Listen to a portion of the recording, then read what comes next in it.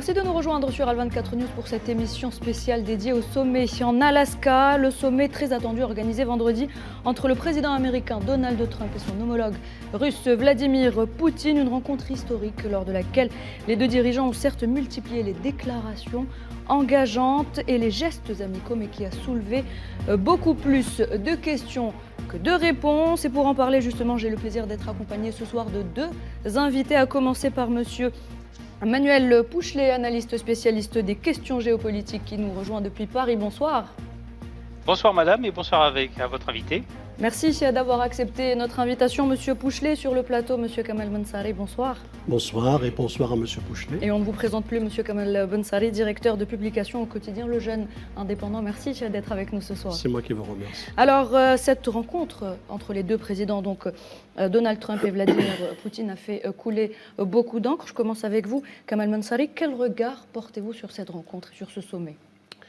D'abord, certes, comme vous l'avez décrite, elle est historique par le lieu, par son importance. C'est-à-dire, nous sommes face à deux pays qu'on peut qualifier, qu'on qualifie de puissance, donc notamment dans la gestion des relations internationales. On a aussi deux présidents qui cherchaient à se rencontrer depuis longtemps, et en dépit des tergiversations de part et d'autre, aussi en raison, bien sûr, des déclarations qui se sont faites depuis l'arrivée de Trump à la tête de l'administration américaine. Il avait promis de régler ce problème, c'est-à-dire la guerre en Ukraine, lors de sa campagne électorale.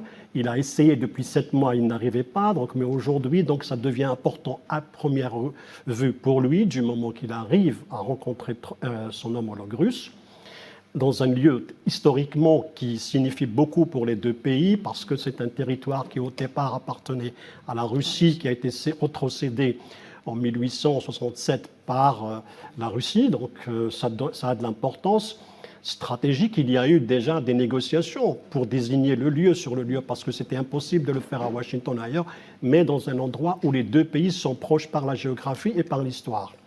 Donc il y a une importance symbolique, il y a une importance politique pour Donald Trump, démontrer qu'il peut arriver à régler le problème ukrainien et qu'il peut négocier directement dans un premier temps avec le président russe, Vladimir Poutine, et en même temps faire lancer le processus du règlement du conflit qui dure depuis maintenant, on est dans la 4e année. Donc nous sommes dans une situation où Trump avait promis de régler ce problème et d'aller vers, au moins d'avancer. Certes, il n'y a pas eu jusqu'à maintenant des résultats palpables, mais ça constitue au moins un début de processus pour le règlement de ce conflit. Et surtout le fait que sur le terrain, la situation se complique pour les deux belligérants, notamment sur le plan pour les Ukrainiens, sur le plan logistique et sur le plan des approvisionnements, et qu'il y a un troisième parti qui est l'Union européenne, qui essaie particulièrement, enfin dans l'ensemble, pas tous les pays de l'Union européenne, mais dans l'ensemble, au moins, il y a cette volonté de poursuivre la guerre et de ne pas accepter les négociations ou un règlement, soit par un cessez-le-feu ou par un autre processus qui est celui des négociations, qui va prendre beaucoup de temps, d'occulter ou d'ignorer la partie ukrainienne et d'ignorer le fait que ce problème-là, c'est-à-dire cette guerre, ne peut être résolue sans la participation des Européens. Donc nous sommes dans cette configuration aujourd'hui. Ça reste complexe, mais pour un début de rencontre, ou bien c'est un premier pas vers le règlement tel que l'a qualifié le président russe, que c'était une façon de se rencontrer et qu'il y a une dimension aussi nouvelle pour les deux pays, c'est-à-dire il y a l'Ukraine d'un côté et il y a la relation entre les États-Unis et la Russie sur tous les plans sécuritaires, économiques, politiques et diplomatiques qui sont mis sur la table. Donc, il y a beaucoup de dossiers qui concernent les deux pays, en plus de la question ukrainienne, avec ses ramifications au sein de l'Europe, au sein de l'OTAN et sur le plan de la sécurité en Europe et de par le monde. Exactement. Alors, une rencontre historique, Manuel Pouchelet, est-ce que ce qualificatif est à la hauteur de ce sommet ? Alors c'est une rencontre historique parce que votre invité vient de parler de la symbolique. Je rappelle que la base aérienne où s'est tenue la rencontre, la base aérienne à partir de laquelle les Américains, on va dire, approvisionné l'armée russe, donc de l'Union soviétique, au moment de sa lutte contre le nazisme. Ça, c'est un premier point. Ensuite, vous avez remarqué, on l'a vu dans les dernières images, le président Trump a fait quand même défiler un bombardier B-2 nucléaire avec 4 avions de chasse, qui sont les derniers cris. Donc il y avait comme quoi il y avait aussi un message en disant attention, au niveau du protocole, c'est quand même un message fort qui est de la démonstration de force voulue par le président américain, tout comme l'accueil dans sa voiture du président Poutine. Maintenant, c'est un sommet historique, je ne sais pas si c'est le terme exact. C'est une étape supplémentaire dans un processus de paix, puisque ce soir, le président américain parle de processus de paix. Il ne parle plus de cessez-le-feu. Mais en attendant, sur le terrain, si vous voulez, les armées russes continuent leur conquête du territoire ukrainien, puisqu'on a reporté cette semaine un peu plus de 7000 morts côté des forces ukrainiennes. Maintenant, est-ce que c'est un sommet historique? Donald Trump parle toujours de deal, d'ailleurs. Je vous ferai remarquer qu'hier, lors de sa conférence de presse avec le président russe, M. Poutine a parlé 10 minutes en parlant de sécurité de l'Ukraine. Et là, ça a fait bondir tous les Ukrainiens qui sont, on va dire, à Kiev et dans les alentours. Mais en même temps, le président américain, quand on regarde son langage corporel, il y avait une forme d'agacement. Donc je ne suis pas sûr qu'il ait pu obtenir tout. Je rappelle que pour l'instant, le président Poutine a toutes les cartes en main. C'est le maître des horloges, si vous voulez. Maintenant, de là à qualifier historique, je vais vous dire oui et non. Je suis peut-être un peu plus modéré. Je pense que c'est une étape nécessaire et supplémentaire vers un processus de paix qui, de toute façon, doit aboutir. Maintenant, vous savez, les Américains, en ce qui concerne les conflits en Europe, quand on regarde l'histoire des relations entre les deux, on va dire les deux entités, hein, l'Union européenne ou même les Américains et avec les Russes, moi qui ai fait ma thèse sur le sujet, il y a quand même eu de nombreux orages atlantiques entre Washington, Paris, Londres et puis Berlin. Pourquoi? Parce que les Américains ont une phobie, c'est que notamment après le premier conflit mondial et le deuxième conflit mondial, ils avaient peur que ça recommence. Ensuite, ils ont autre chose, les Américains. Vous savez, ils se sont toujours immiscés dans les questions européennes. Je pense notamment au conflit en ex-Yougoslavie avec les accords de Dayton en 1995. Moi-même, j'avais été déployé par l'OTAN dans la région. Et regardez, plus récemment, on a l'Ukraine. Mais Donald Trump, si vous voulez, on pense qu'il fait un pas. Certes, pourquoi? Parce que, y compris le président Trump, y compris le président Poutine, sont en attente de résultats, que ce soit sur leur politique intérieure ou internationale. Quand on fait le bilan de ce qui a été changé, c'est bizarre, mais moi j'ai plus entendu parler d'accords techniques de coopération sur, par exemple, des brise-glaces ou l'exploitation de gisements en Alaska, sachant que c'est quand même une terre qui est protégée au niveau international pour les extractions. Maintenant, est-ce que c'est historique? On le saura beaucoup plus tard, puisque maintenant, le président Trump, malgré le fait qu'il ait écarté les Européens de l'équation, va être obligé demain, puisque c'est annoncé, de rencontrer M. Zelensky, pourquoi pas aussi avec ses partenaires européens. Mais vous savez, l'Union européenne ne parle pas d'une même voix sur le sujet. On a toujours les mêmes acteurs, je pense à la France, le Royaume-Uni, l'Allemagne, alors que d'autres pays, on va dire, sont un petit peu, ont une approche différente. Je pense à la Hongrie, je pense à la Pologne. Mais vous savez, c'est aussi lié à l'histoire commune entre la Russie et ces pays qui ont été sous le joug soviétique de 1945 à 1991. Très bien. Alors, à l'issue de cette rencontre, messieurs, les deux présidents ont tenu un point de presse, comme vient de le dire M. Manuel Pouchelet. Et à propos du conflit en Ukraine, je vous propose d'écouter tout d'abord Vladimir Poutine et on en parle juste après. En 2022, lors de mon dernier contact avec l'administration précédente, j'ai tenté de convaincre mon ancien collègue américain que nous ne devions pas laisser la situation en arriver à un point où elle pourrait entraîner de graves conséquences, notamment une intervention militaire. J'ai alors déclaré que c'était une grave erreur. Aujourd'hui, nous entendons le président Trump déclarer que s'il était président, il n'y aurait pas de guerre. Je pense que cela aurait été le cas. Je le confirme, car le président Trump et moi avons établi une relation solide, pragmatique et de confiance, et j'ai toutes les raisons de croire qu'en avançant dans cette direction, nous pourrons mettre fin au conflit en Ukraine, et le plus tôt sera le mieux.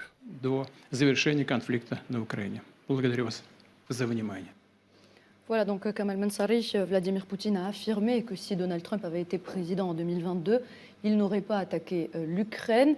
Est-ce que cette remarque constitue autant un éloge qu'un message politique?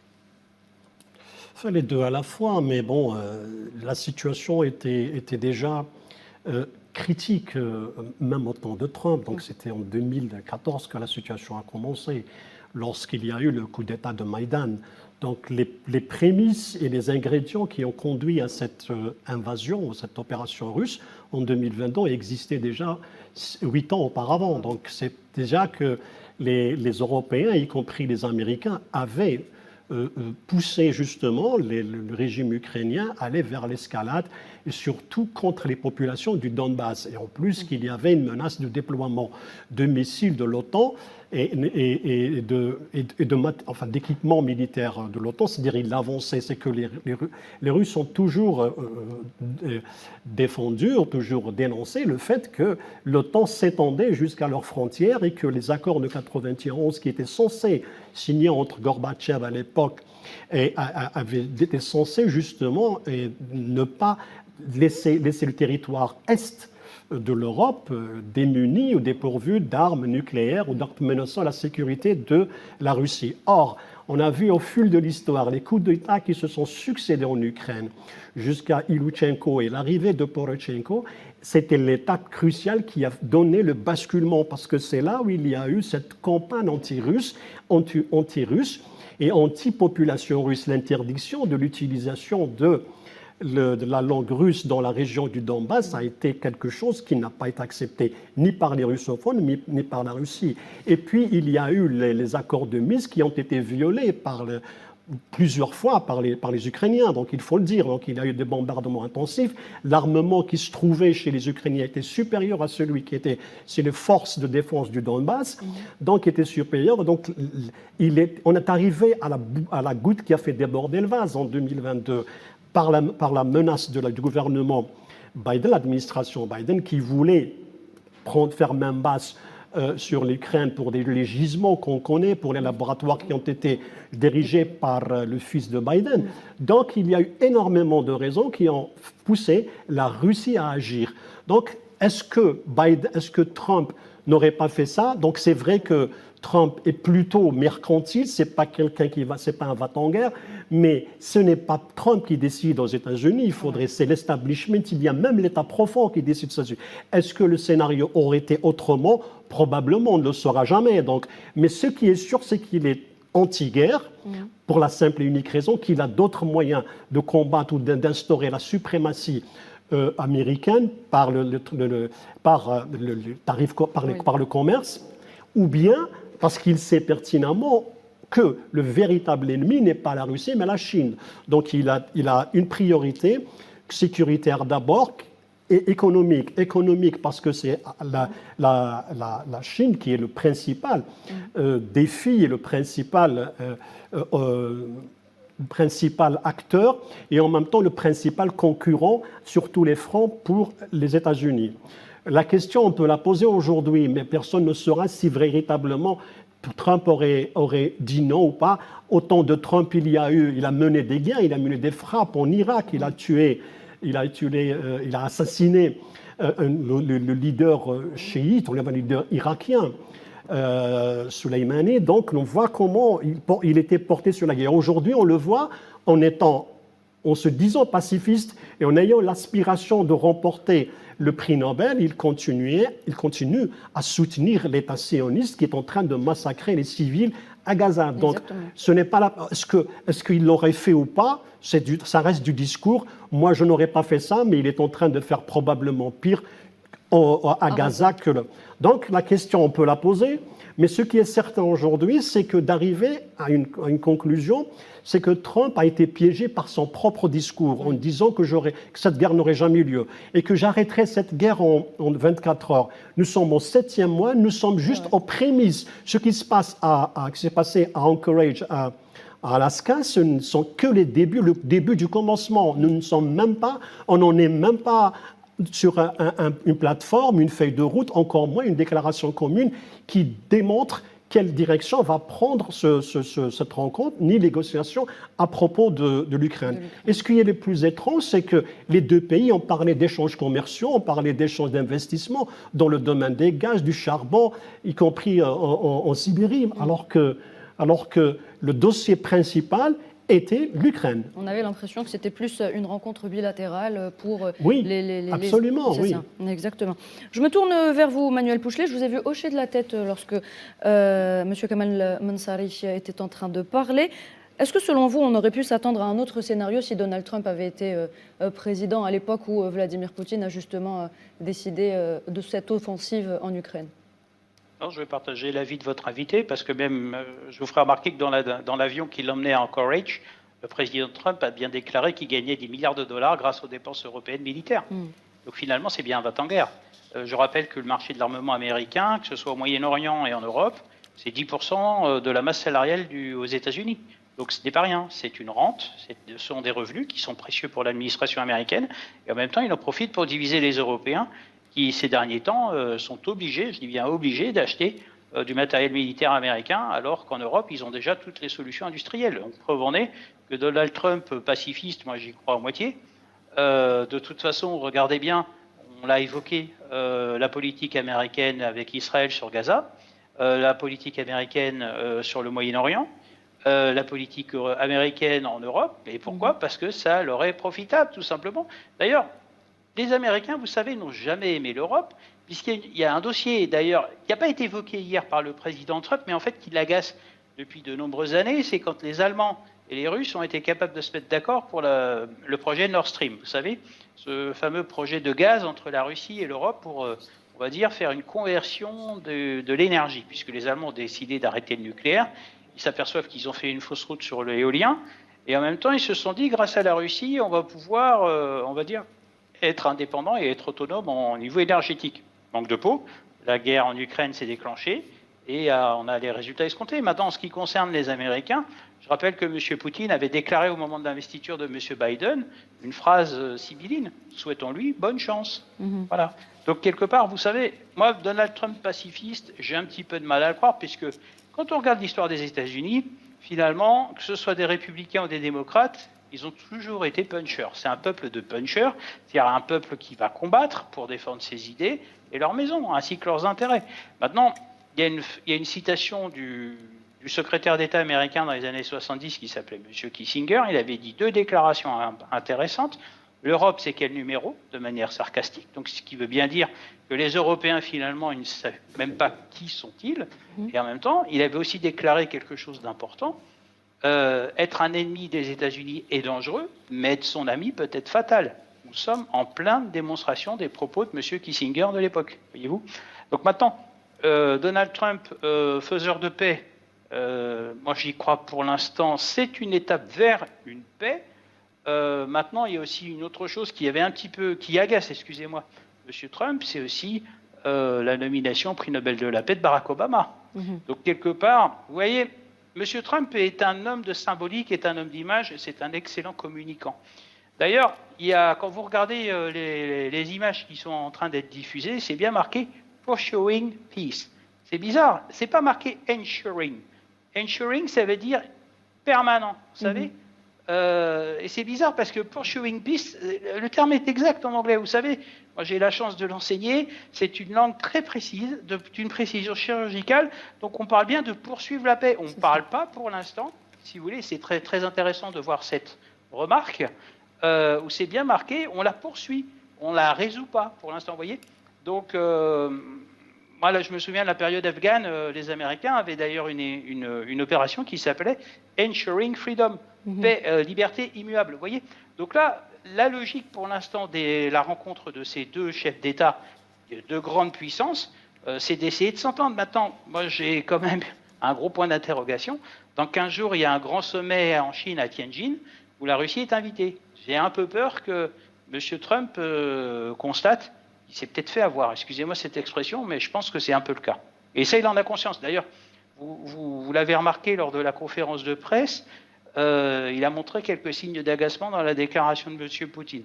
J'allais dire, il y a un proverbe, puisque nous sommes en Asie, pour la partie russe, un proverbe cambodgien qui le dit. D'ailleurs, Poutine en joue, M. Poutine en joue, excusez-moi. Ils ont la montre, nous avons le temps. Très bien. Voilà. Alors, je vous propose à présent d'écouter Donald Trump lorsqu'il a répondu à une question d'un média américain, toujours à propos du conflit en Ukraine. Toujours pas de plan de paix pour ce conflit. Regardez.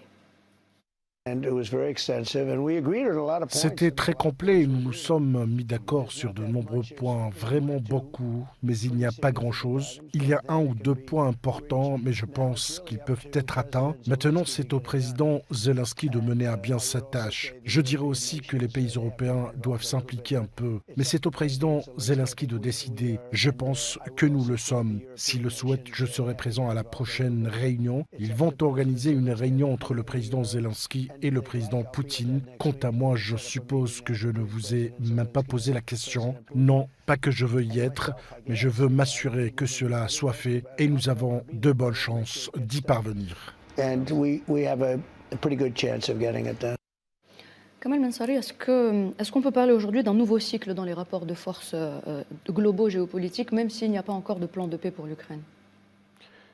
Non, c'est-à-dire que le sommet, on ne peut pas c'est-à-dire reconfigurer le monde ou bien refaire une sorte de reconfiguration, comme vous l'avez cité, un nouveau rôle, un nouveau ordre mondial. Oui. Non, parce que l'un des acteurs principaux n'était pas là, donc oui. La Chine.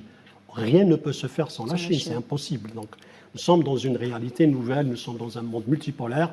La rencontre, parce que beaucoup croient que cette rencontre elle va donner lieu à une reconfiguration du monde. C'est impossible sans la Chine. C'est une puissance qui existe, elle est là. Rien ne peut se faire sans elle pour des multiples raisons, militaires, économiques et autres. Donc, Poutine et Trump se sont rencontrés à Alaska. Ils ont un agenda tous les deux.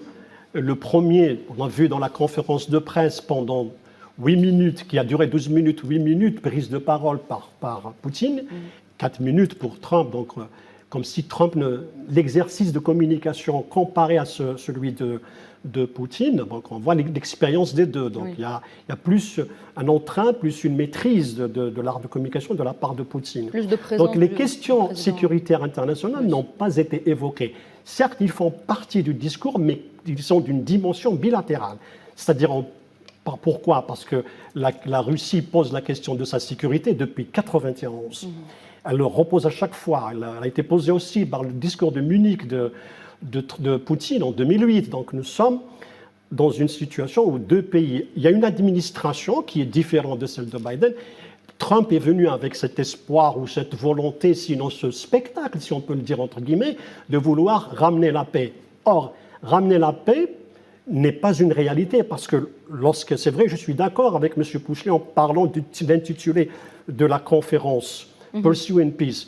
Or, par rapport à ce qu'il a fait avec le Rwanda et le Congo, par rapport à ce qu'il a fait avec l'Azerbaïdjan et l'Arménie, or l'Arménie et l'Azerbaïdjan n'ont pas signé un accord de paix. Oui. Ils ont signé une intention d'aller vers un accord de paix bilatéral. Pour le moment, la situation reste toujours très fragile, bien évidemment. L'Arménie n'est pas dans une situation tout à fait confortable, mais toujours est-il que la question de la paix entre les deux pays n'est pas définitivement réglée.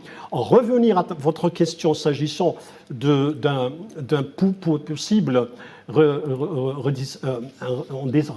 redessinement ou bien redessiner le monde, non, ce n'est pas l'objectif. Un nouveau cycle dans les rapports non, pas du tout. C'est-à-dire que nous ne sommes pas encore là. Il y a quand même... Les puissants n'ont pas été invités dans ce sommet. Donc ça, c'est d'un côté. De l'autre, nous sommes dans une étape de négociation. Trump commence avec la Russie. La Russie, elle a démontré sa bonne foi, qu'elle est là pour justement arriver à une solution pacifique. Et il y a une différence entre arriver à une solution globale et un cessez-le-feu. Oui. Trump a voulu arracher de Poutine un cessez-le-feu, ce qui n'est pas le cas. Donc il a refusé parce que, comme nous l'avons entendu lors de la conférence de presse, la question les principaux fondamentaux, et les demandes de la Russie sont toujours d'actualité. C'est-à-dire, il a posé les questions qui existent depuis des années, c'est-à-dire la démilitarisation de l'Ukraine, la désignification, c'est-à-dire le pouvoir nazi, on n'en veut plus. Oui. Sur la question du Donbass, c'est-à-dire les territoires qui ont été rattachés à la Russie, restent sous contrôle russe, parce que déjà la constitution russe les a consacrés. Donc tous ces territoires-là, toutes ces questions-là sont posées sur la table par la Russie. Et là, donc, il y a une autre entité, une autre partie qui doit aussi répondre, c'est l'Ukraine. Bon, Trump parle d'une rencontre lundi avec le Zelensky et des leaders européens. On en saura davantage, mais est-ce que ce processus va conduire à un nouveau façonnage du monde? C'est peu probable. Alors le côté ukrainien, l'Union européenne et l'OTAN, on va en parler dans quelques instants, juste après une petite pause, mais une petite question. Pour vous, Kamal Mansari, la Russie sort grande gagnante de ce sommet?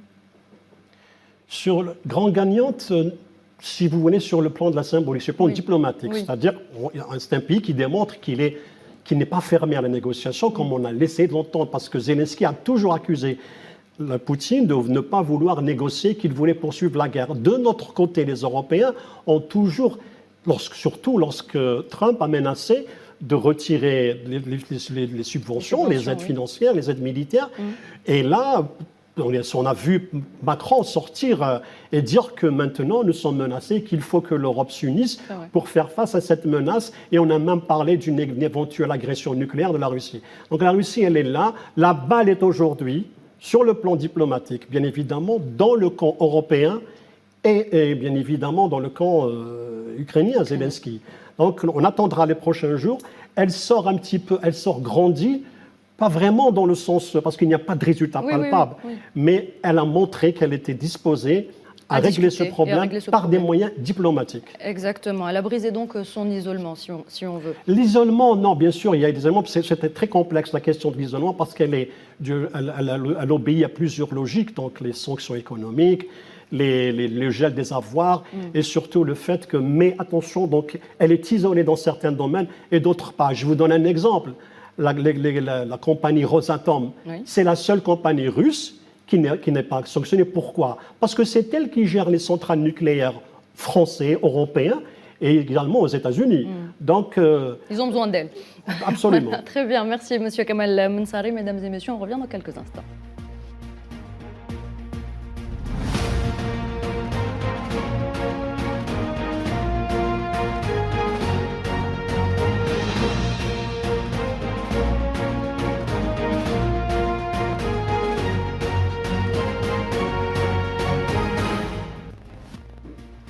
Vous êtes sur Al24 News, bienvenue à vous si vous venez de nous rejoindre pour cette émission spéciale dédiée au sommet en Alaska, le sommet tant attendu entre Vladimir Poutine et Donald Trump. Je me tourne vers vous à présent, Manuel Pouchelet. Est-ce qu'on peut dire que la stratégie d'isolement définitif de la Russie a échoué? C'est une vieille histoire.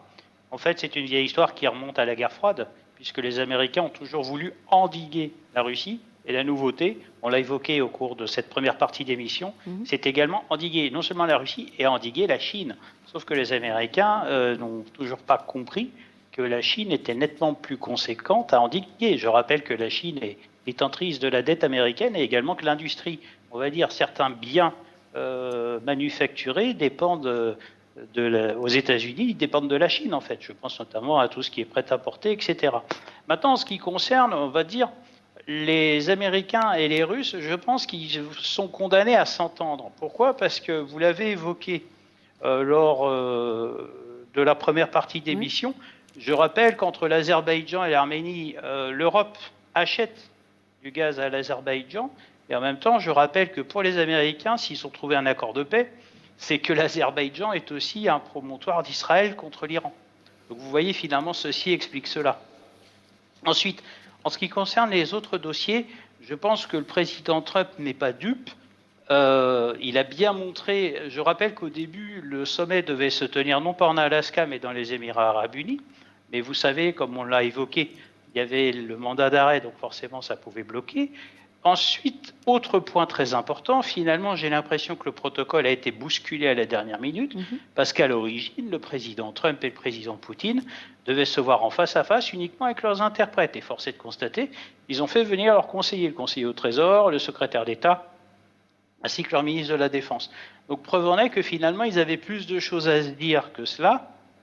C'est un sommet qui a duré 3 heures et non 6. Donc le protocole a été bousculé. Ensuite, côté diplomatie, quand vous regardez les déplacements de l'administration américaine, notamment M. Poutine a quand même fait un acte fort. Il a reçu l'émissaire, M. Witkoff, à Moscou. Alors que normalement, du temps de la première présidence de Donald Trump, c'était son secrétaire d'État qui se déplaçait régulièrement dans toutes les capitales. Ce monsieur passait plus de temps en avion qu'aux États-Unis. Donc, quelque part, il y a une espèce d'entorse au protocole. Donc, ce qui veut bien dire qu'il y a quand même une histoire de relation et de considération dans cette affaire. Voyez-vous ? Donc, ça, c'est très important. Maintenant, les deux présidents, que ce soit M. Poutine ou M. Trump, ils sont aussi en attente de résultats en politique internationale, mais aussi en politique intérieure. Je rappelle que l'économie russe a quand même, sous les sanctions, on le voit, les citoyens russes en parlent, et en même temps, ce qui les inquiète d'ailleurs, moi j'ai pu voir un documentaire aujourd'hui, ce qui les inquiète, c'est la sécurité en Ukraine. Oui. La phobie des Russes, si vous voulez, c'est l'Ukraine. Ensuite, question ukrainienne, il y a quand même des dysfonctionnements. Regardez, ces derniers temps, M. Zelensky a pris des lois anticorruption, ça prouve bien qu'il est en train d'essayer de sauver sa place, mais je vous rappelle que M. Zelensky n'est plus normalement légitime depuis mai l'année dernière. Donc quelque part, M. Poutine va le reprocher au président Zelensky, si vous voulez. Donc forcément, c'est pour ça qu'il y avait des blocages. Maintenant, c'est ce que j'allais dire pour avoir un peu une citation dans un film, on va dire, Gracchus avait dit « Si ton ennemi a ce que tu désires, tu n'as pas le droit de le refuser ». J'ai un petit peu l'impression de ce qui s'est passé hier à Anchorage, vous voyez, où la Russie a des atouts et les États-Unis ont des atouts qui sont bénéfiques, excusez-moi, pour les deux pays en présence. Maintenant, le monde de demain, on parlait du monde de demain. Le monde de demain, c'est malheureusement un retour vers la polarisation. Je pense qu'on est loin de l'esprit de Bandung de 1955 avec le non-alignement. On est loin de la guerre froide avec, maintenant, ça s'appelle les Américains, les Occidentaux, le G7, les BRICS, et tout ce petit beau monde, on va dire, s'affronte et essaye de s'accaparer les richesses chez les autres, ce qui contribue à faire des conflits, et notamment, il faut des solutions de paix. Maintenant, vous savez, sur le continent africain, je mets à l'épreuve de la durée les accords entre la RDC et le Rwanda. Moi, j'y crois pas trop. C'est quelque chose qui, pour l'instant, semble fonctionner, mais derrière, vous l'avez très bien mentionné, derrière, il y a toujours la Chine.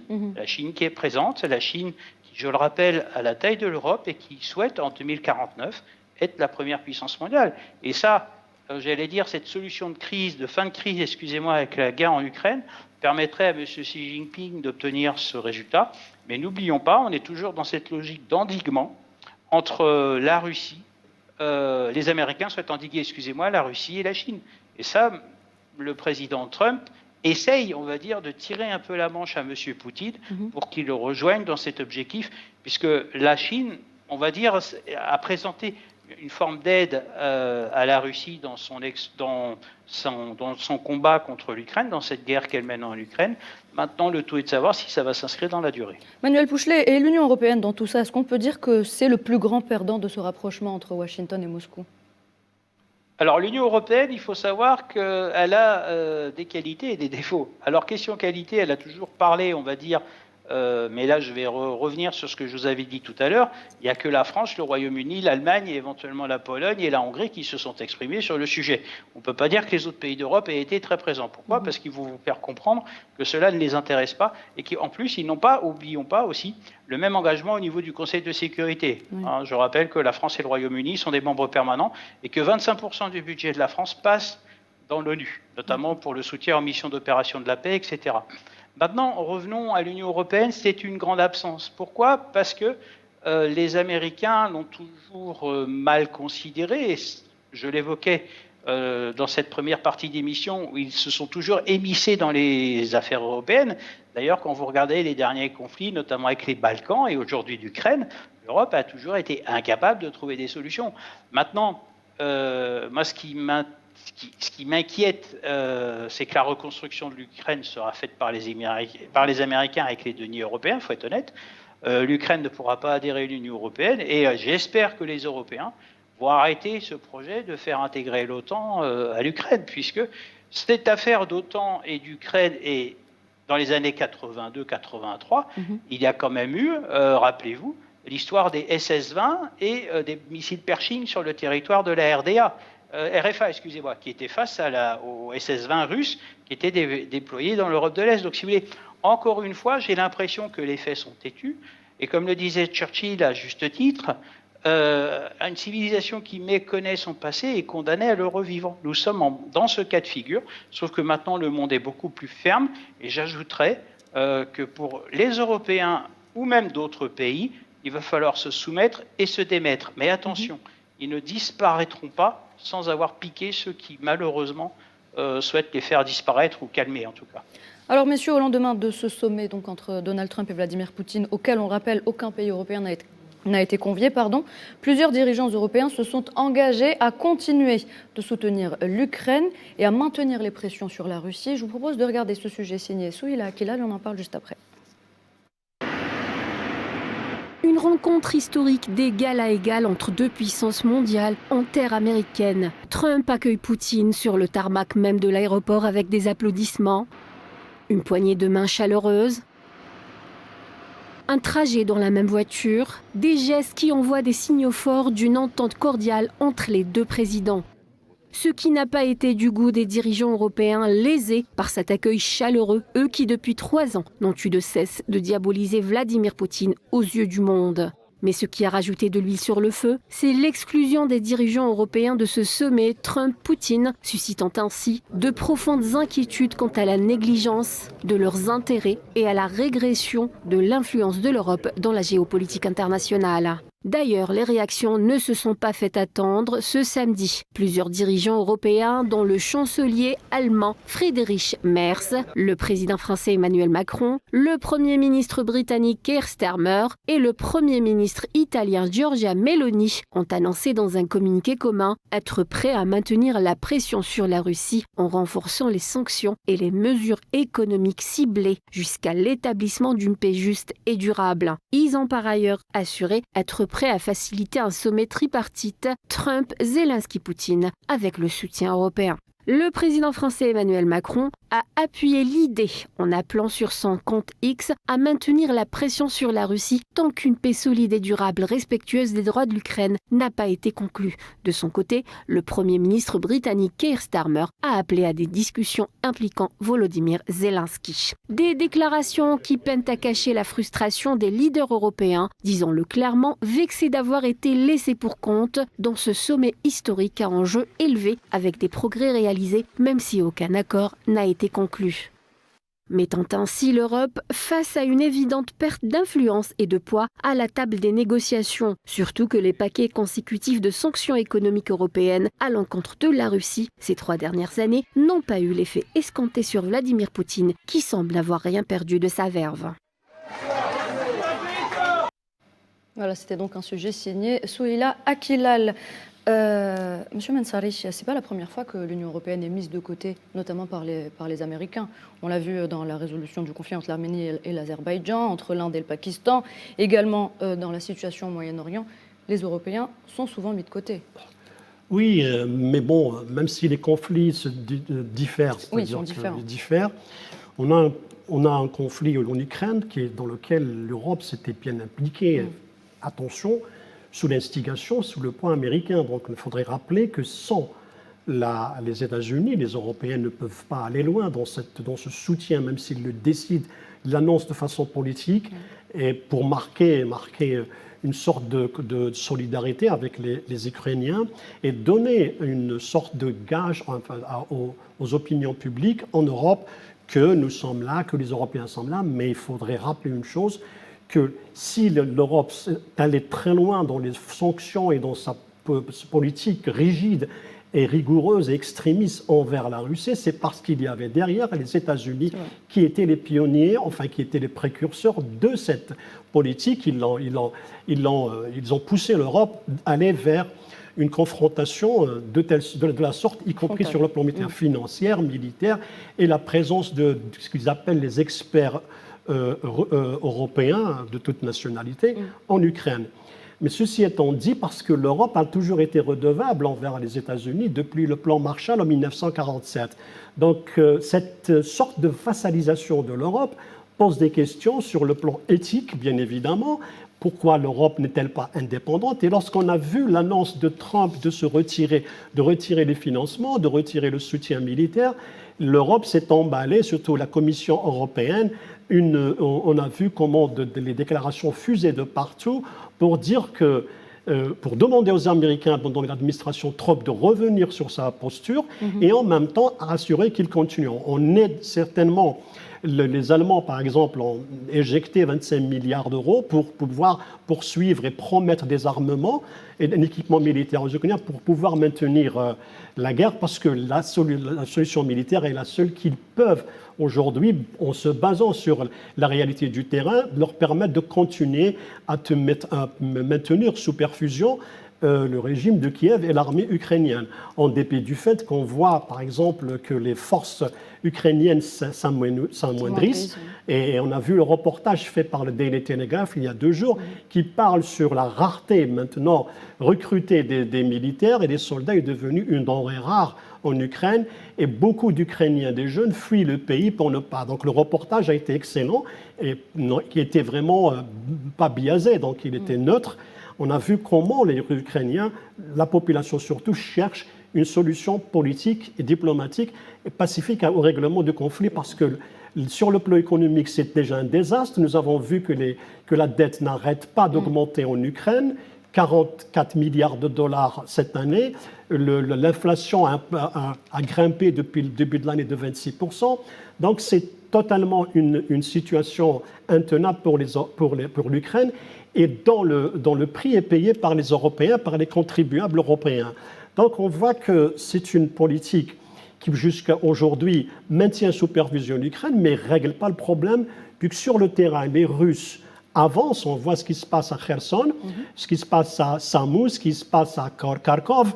Et aujourd'hui, les avancées sont plutôt du côté russe, même si dans l'ensemble, le Donbass n'est pas totalement sous contrôle de la Russie. La Russie contrôle 99% de Zaporijie, 50% de Kherson, 65% du Donetsk. Donc, c'est militairement parlant, l'avantage est du côté russe.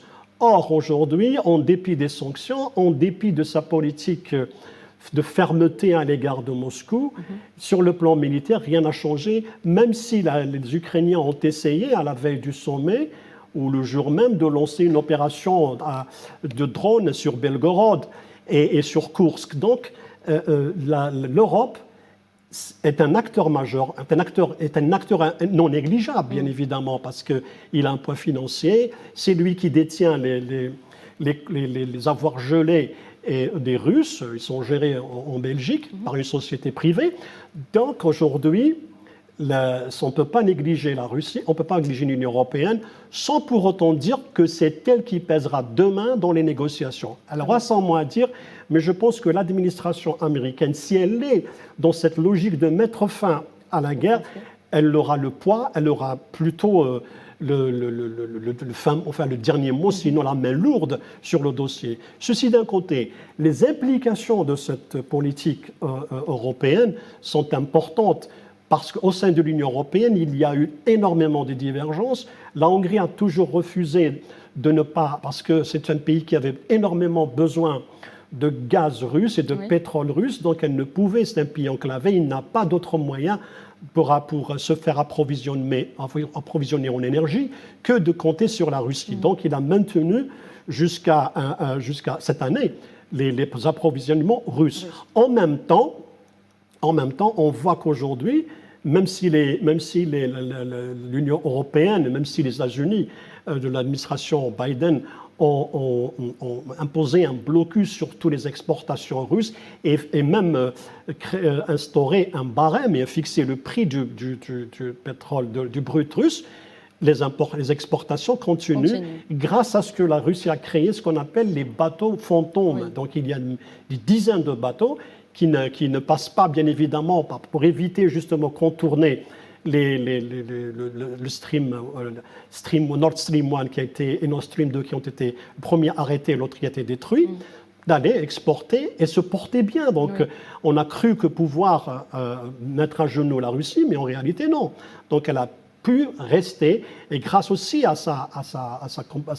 son partenariat avec la Chine. Et aujourd'hui, même si les États-Unis essaient cette politique de containment, de ramener la Russie vers son giron, les Russes savent pertinemment, et c'est l'histoire qui le dit, que s'ils se détachent de la Chine, c'est la fin de la Russie. Carrément, c'est la fin de la Russie parce que les Américains ont toujours été joueurs avec les Russes et qu'il n'y a jamais eu de politique claire, ils n'ont jamais tenu parole depuis Bush jusqu'à aujourd'hui. Donc, la Russie continue de s'appuyer sur la Chine et la Chine sait pertinemment que la Russie est un partenaire stratégique, donc frontières, intérêts communs et surtout coopération militaire qui s'est agrandie ces derniers temps. Très bien. Manuel Pouchelet, les Ukrainiens, dans tout ça, on a vu tout à l'heure la réaction de Volodymyr Zelensky. Quelle est votre analyse de la situation côté ukrainien ? Côté ukrainien, moi je pense que c'est l'énergie du désespoir. Pourquoi ? Parce que déjà les dirigeants européens ne se rendent plus à Kiev. C'est aujourd'hui M. Zelensky qui se rend dans les capitales européennes ou à Washington. Preuve en est que je pense que les Européens, on va dire, il y a une forme de lassitude. Alors là, je vais parler du côté des citoyens européens, puisque vous savez que les économies européennes, depuis le Covid, ne vont pas bien. La population s'interroge, il y a même des manifestations.